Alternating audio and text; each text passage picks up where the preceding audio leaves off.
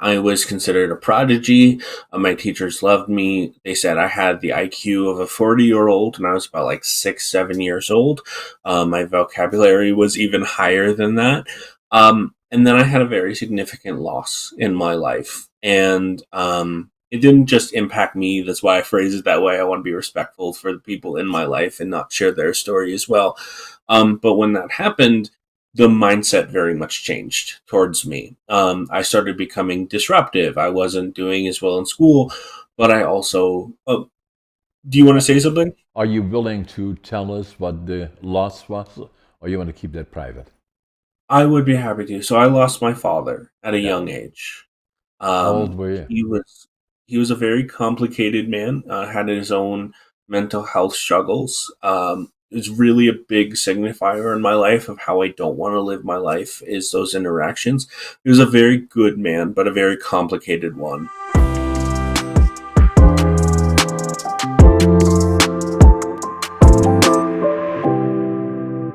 Hello, I'm John Brink, and we are podcasting on the Brink from downtown Prince George, British Columbia, Canada. And for all those people watching us from around the world wondering, okay, we know where Canada is, British Columbia on the west coast, right? Right. And then we have this big city called Vancouver, the southern part of British Columbia. And so we are 500 miles or 800 kilometers north of Vancouver. And that puts us in the center of British Columbia, north, south, east to west. So it's a big, big province. Lots of nature here. We have forests, we have rivers, we have lakes, we have friends that are black bears, we have grizzly bears, we have caribou, we have deer, we have foxes, you name it, we have it all here. So today we got an interesting guest. His name is Wilson. Thompson is a passionate storyteller, advocate, and mentor dedicated to creating spaces where our voices are heard and valued. Growing up in Manchester, New Hampshire, he faced the challenges of neurodiversity, bullying, and the system that often failed to support him.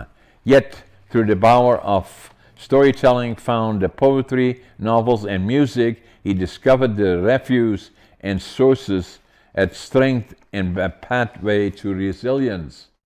Thomas, welcome to the show. Thank you for having me on. So, tell us a bit about you and your background. Are you from, New Hampshire? I grew up in New Hampshire, though I currently live in Colorado. Okay. And so I run my own business, R&H Creative Advocacy. My background is very much in stories, but it's also rooted in something called peer specialist work in psychology. Okay. I've been a youth and adult mentor for over 12 years now, though I opened my business in 2021. And on top of that, a big focus of my work is not just youth advocacy, but it is also education. It is making sure that stories are something people can utilize as best they can in order to raise their voice. Um, and I myself am a member of the mental health and neurodiversity community, among others. And so, what I do is really centered on building up the sense of empathy, pride, and value in our voices as people, while also understanding that everyone's journey is a little different. Everyone's journey is unique and it deserves to be valued. It deserves to be heard, while also understanding that even if we have a hard day, we are who we are at our core and who we will always be. Interesting. Neurodiversity has become increasingly more so, more in the open. It may have had stigma attached to it in a number of years ago. Now we are more and more bringing it to awareness and starting to realize that probably maybe as much as 25 to 30% of the global population, male and female, although female showed usually different than males, have some form of neurodiversity. For myself, I'm ADHD. I call it a superpower, and I have dyslexia. And so, but still, I'm an author. I'm a business person, and obviously, I'm a presenter, and do all of that kind of stuff. So tell us more about you and your training that you did, and then what brought you into this, because you must have started still at the time that there was a fair amount of stigma attached to it, which meant that a lot of the people affected by it experienced bullying or being singled out as being different, which was not always positive. So first, I want to say commend you on doing the research. That's fantastic. Not everyone does. But myself, I grew up in the early '90s, 2000s. I always mark that as a very dark point for mental health in general. Those of us who went through it know there was a ton of stigma, and I want to say there is still a lot of stigma out Yeah. there. I always say, a lot of people I hear say that we are in the golden age of mental health care. I very much say we are like in the stone age. We're just learning how to utilize these tools effectively. But my story really, I always like to say, starts with stories. When I was a young kid, I very much had my own mental health struggles, my own diagnosis, my own judgment around me, and my family members would read me stories, and really, that's where my heart has always been. But I was also at a very young age before my diagnosis really started kicking in. I was considered a prodigy. My teachers loved me. They said I had the IQ of a 40-year-old, and I was about like 6, 7 years old. My vocabulary was even higher than that. And then I had a very significant loss in my life. And it didn't just impact me. That's why I phrase it that way. I want to be respectful for the people in my life and not share their story as well. But when that happened, the mindset very much changed towards me. I started becoming disruptive. I wasn't doing as well in school, but I also. Oh, do you want to say something? Are you willing to tell us what the loss was, or you want to keep that private? I would be happy to. So I lost my father at a Yeah. young age. How old Um, were you? he was a very complicated man. Had his own mental health struggles. It was really a big signifier in my life of how I don't want to live my life. Is those interactions. He was a very good man, but a very complicated one. Um, Going back, so after that, I struggled a lot in school. Worked with a system that didn't really understand me. I went from that prodigy to the problem student or whatever words I work really hard to change. So that was very much of my schooling into high school. Not long after high school, when I got in a program that worked for me, I ended up going to college and thriving in college. Though I realized a lot of my experience was I felt very much like I was being tested a lot, like I was paying for a degree to a certain extent. And then after college, I started to stumble around. I tried to find my work. Not long after leaving retail, because I just wasn't happy in that kind of work, I ended up as a reading tutor for the Littleton school system in my area. Excelled at that, was able to work with youth, help them understand the value of reading. One of my favorite moments in that was I was teaching kids who were behind on their reading skills, and they went from hating it to jumping up and yelling, "I get to go read and practice with Mr. Thomas." I ended up moving on from that for some sad reasons. Just it wasn't a good fit with the organization itself, though the school loved me. Um, and then I ended up in a day program, became what they called the fun guy. I would do games and programs. And I ended up in my day job where I work now. But in late 2021, I could go on and give more and more information, but I want to keep No, I this like I concise. like it. I like it. Thank you. I was at a point in late 2021, as many of us with mental health needs or neurodiversity know, it can be a day to day struggle.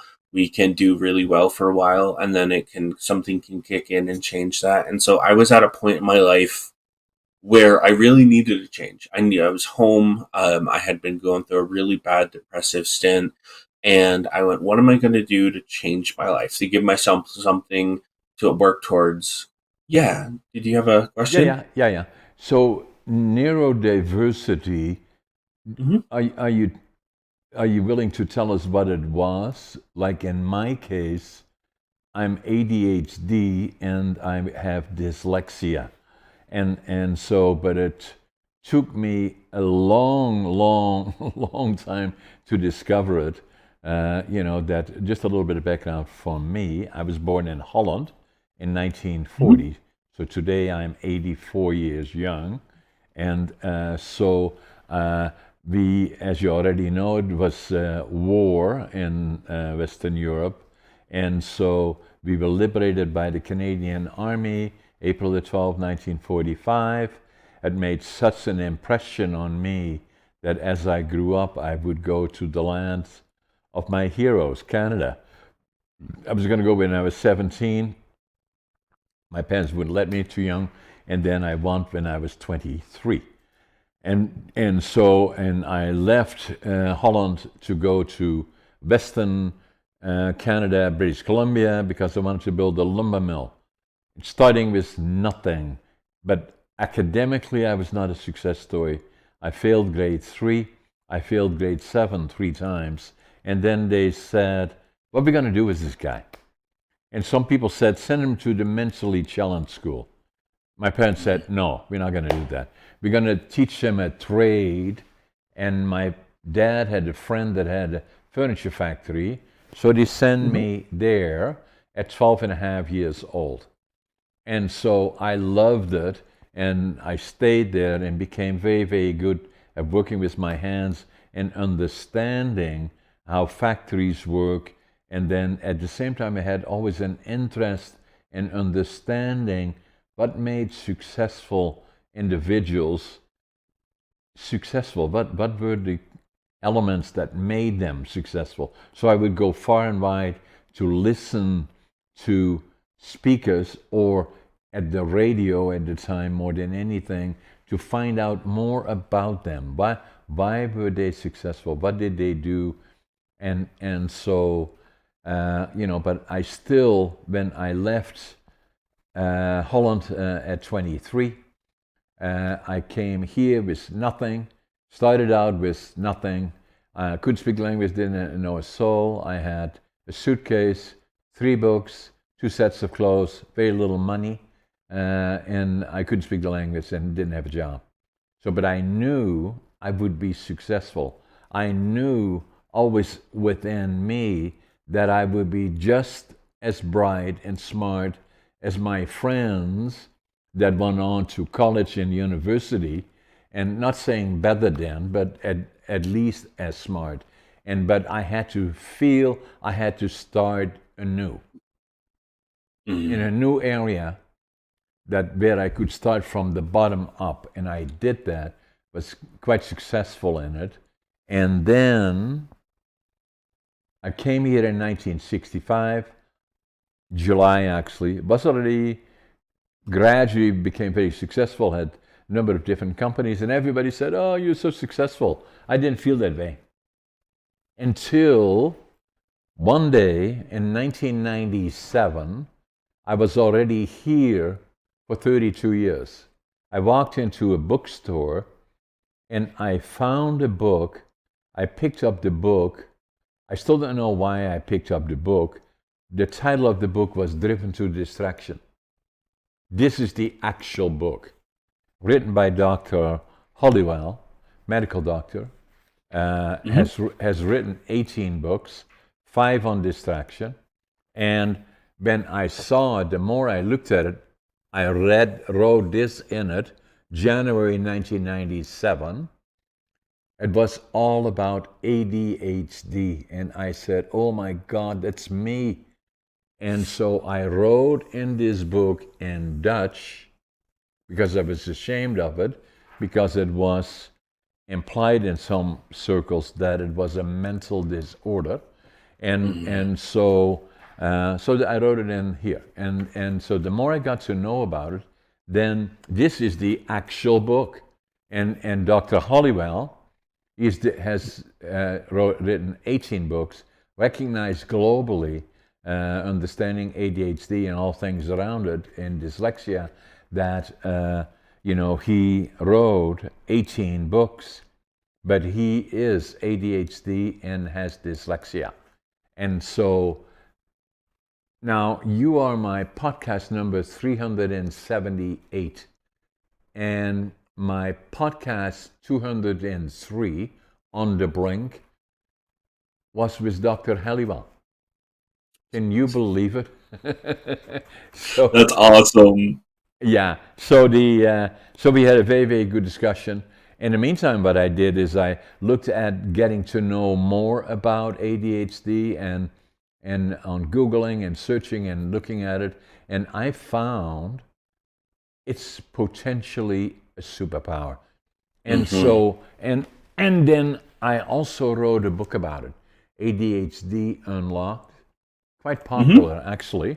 And then with Dr. Halliwell, I did the podcast 203 with Dr. Halliwell, and as we had our discussion, I suggested to him, he's the expert, I lived it, and so does he. I suggested to him, in my opinion, that the frequency of occurrence with ADHD in particular is probably as high as 20%. He said, no, John, it's probably more than 25%. I agree with him. And then the other part about it is that, but with all the experiences that I've had going through this in Canada, and being very successful in businesses, being part of boards of directors and interacting with a lot of successful people, that I found, at least I suggested to Dr. Hollywell, that probably in my mind, 50% of the successful entrepreneurs are ADHD. He said to me, no, John, probably more than 75%. And I agree with him. So, but for me, I bought this book in 1997. So it took me 5 years before I would go to my doc. There was a personal friend, delivered our two daughters, and I went into his office, and he said, hey, John, why are you here? I said, I think I got ADHD. And so we checked it out. I do. And so by then I was 62 years old. So if I look back at it, I left school at 12 and a half years old. So for 50 years, until 1962, I was wondering, who am I? And it was only then that I discovered that. Absolutely. So myself, we believe that I have autism. I'm certain I do. You can probably sense some of that energy as I talk as well. But ADHD, and I love that you bring that up, because that was a lot of my journey. Also experiencing that, who am I kind of thing, and especially at that point in 2021, I was going through a lot of that, and I was dealing with a lot of my own depression, a lot of my own bipolar disorder, and on top of that as well, so very similar. I was at a point of restart, like you said, and so I started off as a couple simple, like a moderator on a website, helping out with people who are re-entering into society.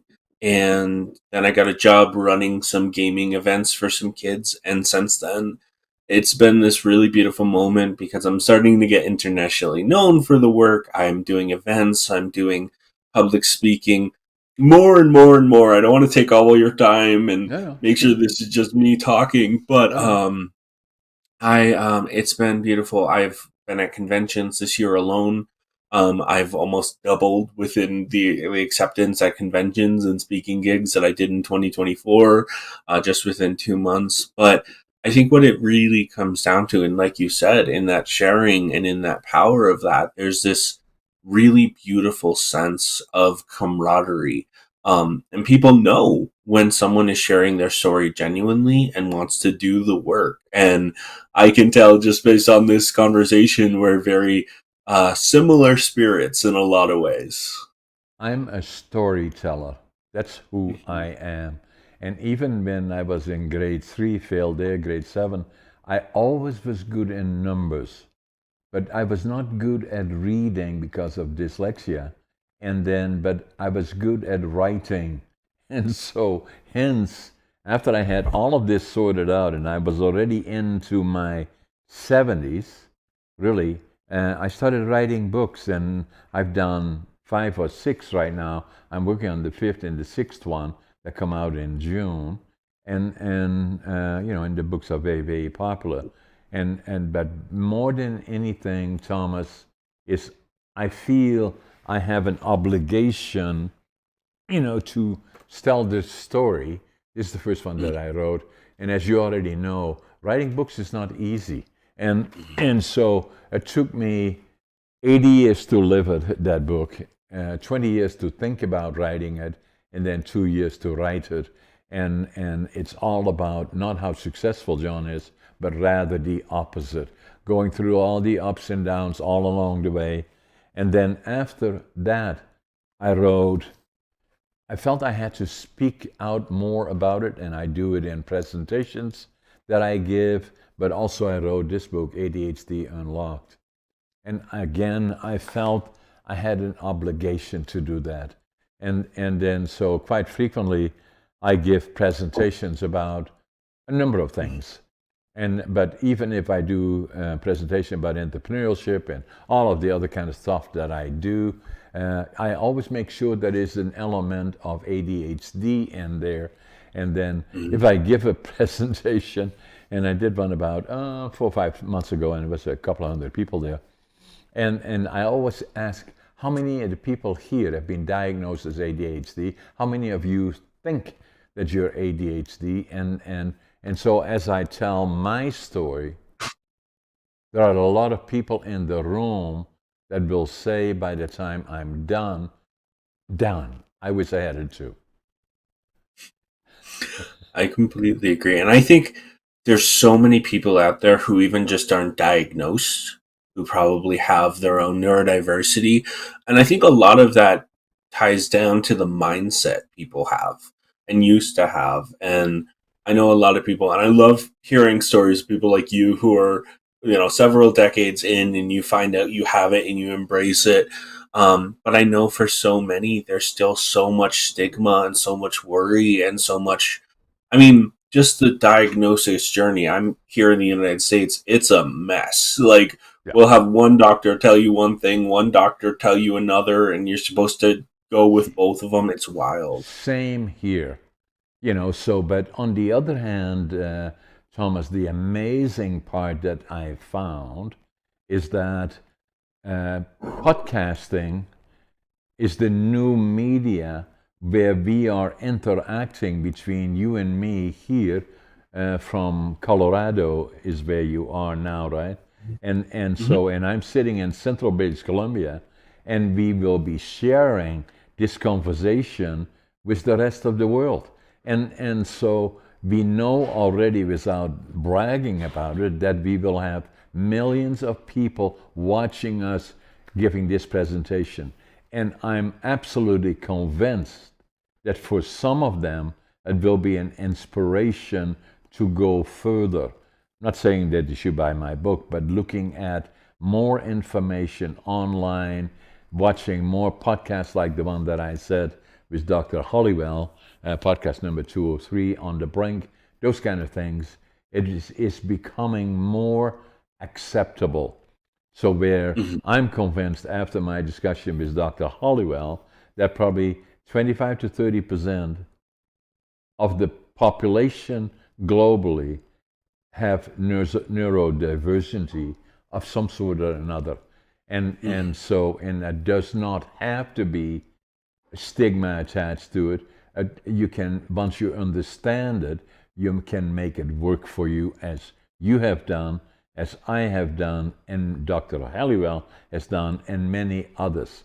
But it still has a long way to go to allow the teaching system, the schooling system, universities, colleges, and all the other things to catch up to that reality because it's not going to change.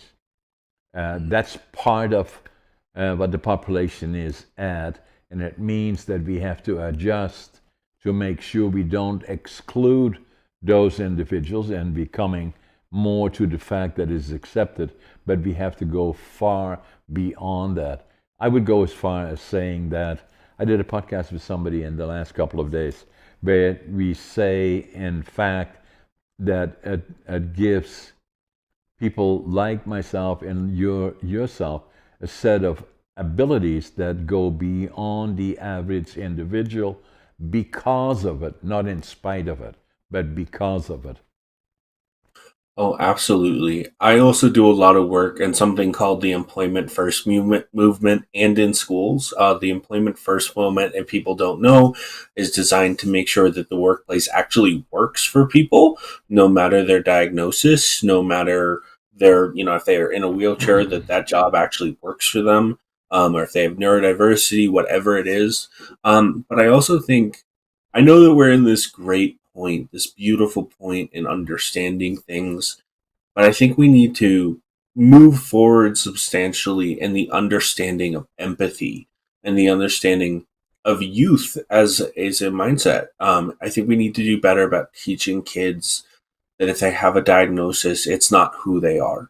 It's not going to control them. And I think a big part of that as well, and something I work very hard to do with all ages, is understand that our voices, our power to share, which in itself is its own superpower. People with different experiences, we can share and enlighten and grow. And those of us who enter into the workforce, we can create unique, compelling businesses that fill in niches that we don't normally see. And all of that is a superpower that we have that we can give the world. But we need to also practice that empathy and that mindfulness, because you and I are comfortable sharing, but there's so many people who are afraid and scared and worried. And I think it's, like you say, the schools are going to, we need to change things, we need to move things. But I think it starts so much with empathy and being willing to listen for the sake of listening.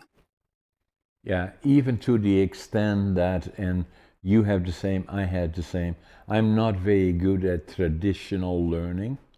I get easily bored, and I don't want to be there. And so what we have to do is, I had a friend of mine that was a vice president of one of the teaching colleges or universities here in British Columbia that started experimenting with what they called micro diversity, is saying that that if you learn a skill sets, focus on the core issues, and Mm-hmm. then the other things are additional to it, but don't make them all the same.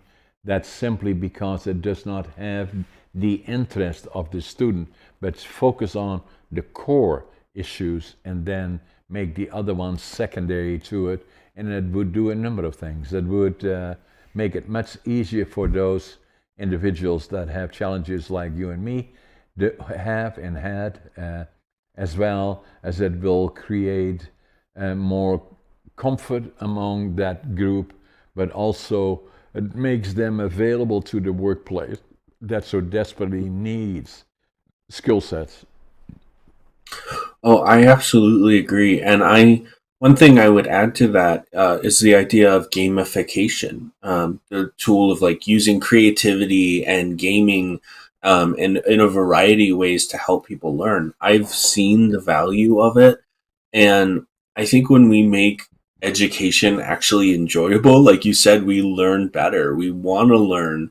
And I think there's a real value, even if a brief moment, of also like including gamification, but also a strengths based mindset. I mean, we've talked about empathy and we've talked about a lot of things, and I don't know about you. It sounds like from what I've heard, you were very much given a deficits based mindset in a wide variety of ways. I know I was. I know many people listening are, and I think one of the reasons so many people are changing the game, we're changing the idea of so many things, is because when we look at things from a strengths based mindset, and I don't mean that as we always have to talk about the good or don't acknowledge challenges, but when we look at like what people are actually capable of and build something around their strengths, there's so much power in that and so much potential to have someone, even if like I've worked with people who are teenagers who are probably labeled and told they were too disruptive.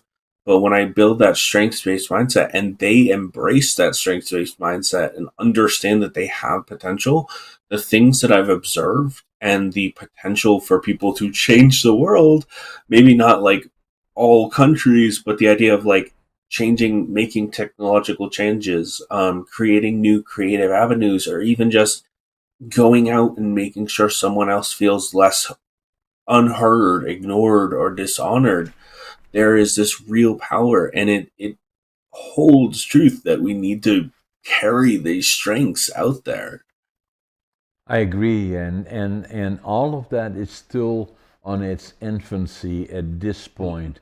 And obviously, the sooner we can diagnose a young person, that and then to make sure that they don't feel like it is a stigma of some sort or makes them less than, it isn't. In fact, it may well be the opposite. And but the sooner they know, then the parents makes their life easier. I've had it over and over and over again that that people have said to me, that I sell these books, but I also give a lot of them out.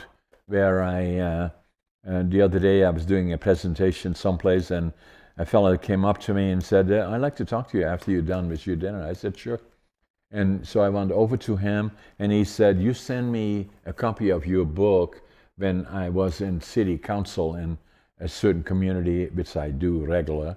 And he said, "My 15-year-old son has had a lot of challenges, so we read your book together." My God, can you imagine that? And so that brings us in that direction. And but it's a bit of a process that will take time. I completely agree. I mean, change doesn't happen quickly. It just doesn't. We may be able to have a conversation, but I think, having, like you said, having these conversations is huge.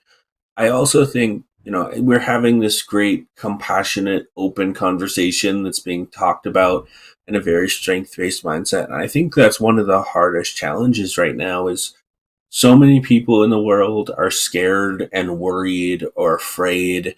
And then you put something on them like neurodiversity or mental health needs, and I think it for a lot of people it becomes natural, especially with how programmed we are in so many societies, to just be angry on one side, be angry on the other, and just lash out at one another. But I think like as people, as we learn to have these empathic, focused conversations where both sides can disagree, and then come together and really understand why those opinions are different, I think it's very valuable. And I'm not saying contradict or tell someone they're wrong all the time. Like, have a conversation, look at these conversations. And I think there's a lot of that missing, but I think as human beings we crave that, we want that.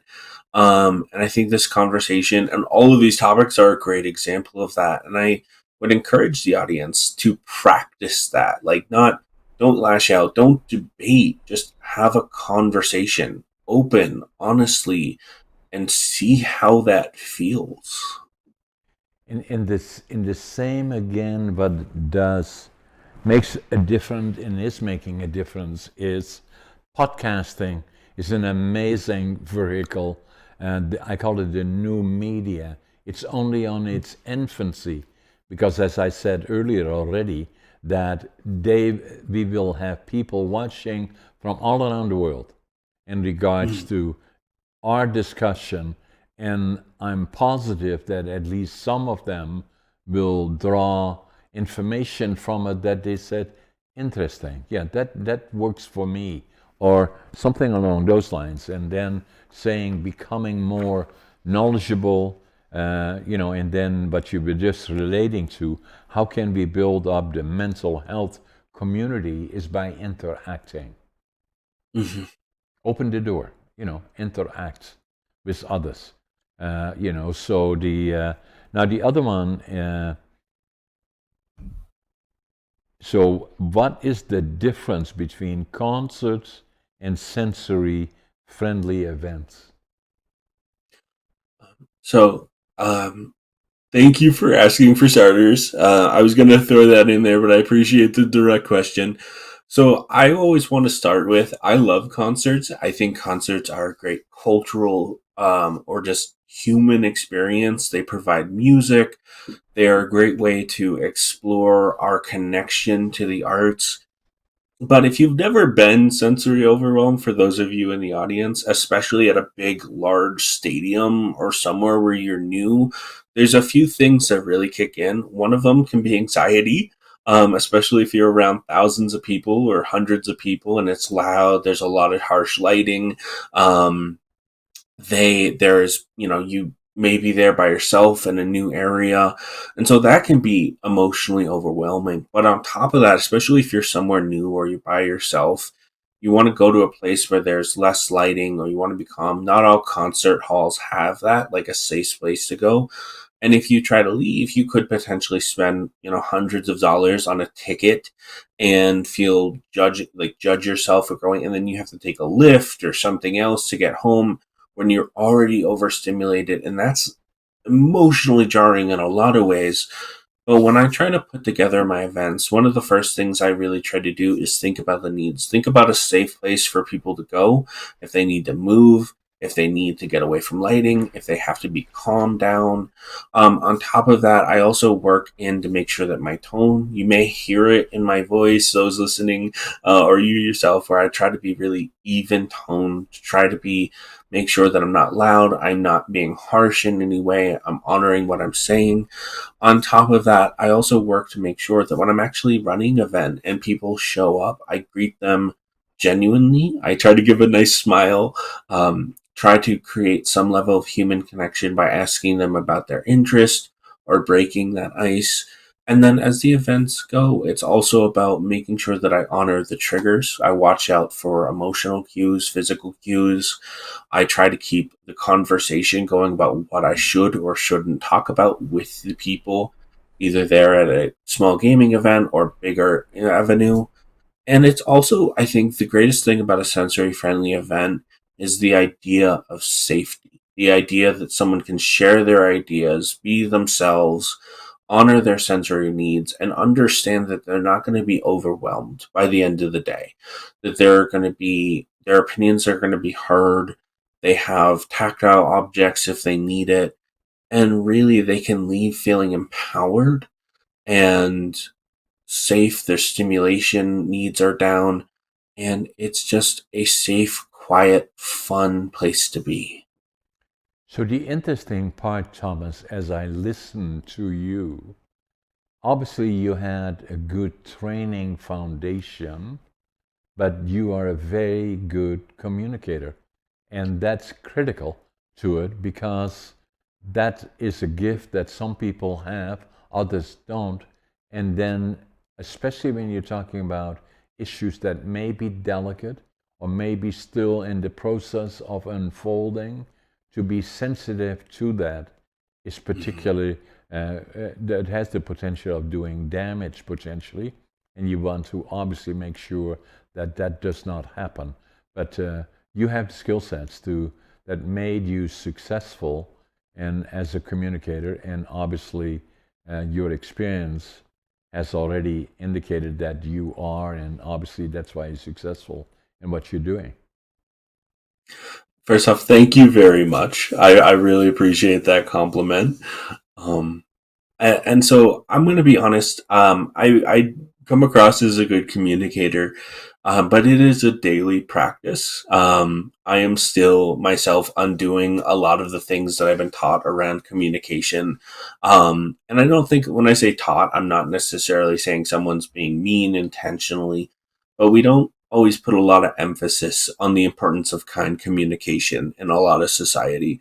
On top of that, I also work hard every day. If I have new people at an event, I like to believe that my ability to listen and to take in feedback is better than my ability to communicate, because I believe that if we don't listen, like not listening to respond, not listening to critique, not listening to judge, but listening to really take in what someone says and understand where that's coming from, I believe that's a skill that we really need more of in this world. And yes, it's important to talk and it's important to share, but listening is this beautiful gift we can give ourselves and we can give other people. I agree. So for me, I grew up in Holland, northeastern part of Holland. We spoke dialect. And so I loved speaking dialect, although most people in Holland couldn't understand me then. And then I was drafted into the Air Force for 2 years. I had to learn to speak High Dutch. I barely got that part under control. And then I left for Canada and I had to learn to speak English.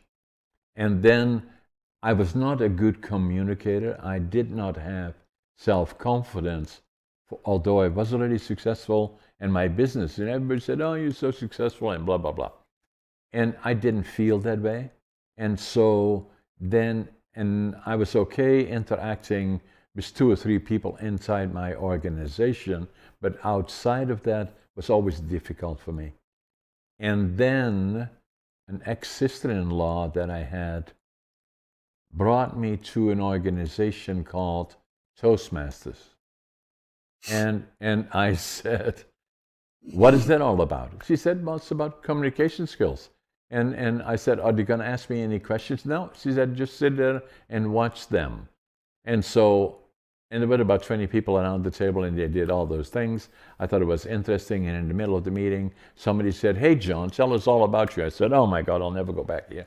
And so, but I did. I stayed there for 10 years, and I went to the highest level in Toastmasters. And for those guests watching us from around the world, Toastmasters has been around for many, many, many, many decades. It's throughout North America, in particular, the United States and Canada. In our community, we probably have 4 clubs, and they're all over the place. So as we speak, there are probably 450,000, 500,000 people in North America that are actively involved, maybe even more than that, in going to Toastmaster clubs. The highest level that you can get to is a distinguished Toastmaster. I'm proud to say that I am a distinguished Toastmaster, but it changed my world. So between going to Toastmasters, being there for 10 years, in 1990 to 2000, 1997, find this book here, wrote in it, "Now I Know Who I Am." That changed my world. Now, just a little bit on Toastmasters, because that follows what you are saying, is what is Toastmasters all about if somebody asks me that? I say first and foremost, it's about listening and becoming very good at listening. The second one likely is to be impromptu, on your feet, responding in a coherent way to issues or questions that are being asked. And then thirdly is to do very structured, making presentations, and then get to know business meetings and all the things, Robert's rules and all those other things around that. But I found it changed my world. And so I love programs like that. I am personally not a member of Toastmasters. I've heavily thought about joining just to learn better. My background is, I like to say, and a lot of lived experience. I think that for me, it was so often having conversations with people who didn't feel heard, or valued within the neurodiverse community and otherwise. And I think especially a lot of my growth has happened. And I love that you say this about confidence. It's so easy to be successful, but not be confident in a lot of ways. I completely agree. And I think it's a very jarring thing when we look at success, but we don't always look at the personal well-being of the individual. And I will say I think we as people need to have more conversations about how hard it is to be in demand and like have conversations about success and the mental health aspect about that. Cause I work sometimes 13-hour days. I love what I do, but if I didn't love it, I would be done with it. I work too much to not do it that I love it. Um, and like I think for a lot of people, when when we have that success, there's a lot of us who think as well that we're just going to be good, right? We're just going to have all the money coming in, and we're going to be happy, and all these things. And I think what we don't talk enough about is purpose and contentment. I'm a big advocate that the idea of happiness, like just being happy in life, is all you need, is very much a lie. Happiness is good, but it's an emotion. It's meant to go away. It's not meant to experience, and understanding that and why negative emotions are very important is key. But I think contentedness and the idea that the other thing I would say, contentedness is huge, but we also need to, I think, better understand that there is a degree of pride that is so influential. And I do believe that pride can lead to confidence in a lot of ways that happiness cannot, especially with how comparison based happiness is in our world. I like that. I agree with you, Thomas. Now, can you believe it? This has been nearly an hour. So, so I think it was an amazing conversation for all the reasons that we both know.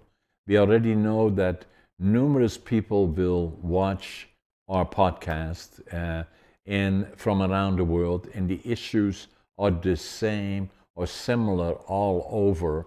But it's always been important for me, as it did for you, likely, is who am I? And then the other one to understand is that there, and I say that to a lot of younger people that I give presentations to, is that people tend to be too preoccupied about this is not right, that's not right, and this, that. That I say there is only one of you on this whole earth, and you are special. And so become at peace with that is very, very important, and it will open numerous doors for you once you do that. And then listen to podcasts like this one, where there are certain points, obviously, between our conversation that people will take, learn from or say, that applies to me, or maybe I will use that in some form or fashion. If that is the case, which it will be, that to me is already immensely rewarding. So the other point that I was going to say for all those people watching us and that like our presentation, subscribe to our podcast, both Thomas's and mine, and then like it and share it with others and make comments on it, and so that we know that we have to continue to giving these kind of podcasts around the world, and what I call the new media, which is only at its very beginning and will keep exploding as we go forward. Absolutely. So, thank you, Thomas, to have you on my show. Let's make sure we stay in contact, and then, yeah. So, and I will send you copies of my books, all four of them. I will sign them for you, and then share them with you. That would be amazing. Thank you. So Scott will get your address, and so we'll do that. And this podcast It is Friday morning, so this one will come out. Usually we get it out the same day, but if it is Friday, we usually release it on Monday morning. And it will Awesome. be released as you see it. We do very, very little, if any, at all editing to it. It is what it is. Okay. Excellent. Thomas, it was a privilege and a pleasure. Let's make sure we stay in touch. Absolutely. Thank you so much for your time. This was great. Thanks, Thomas. Take care. Bye. Bye-bye.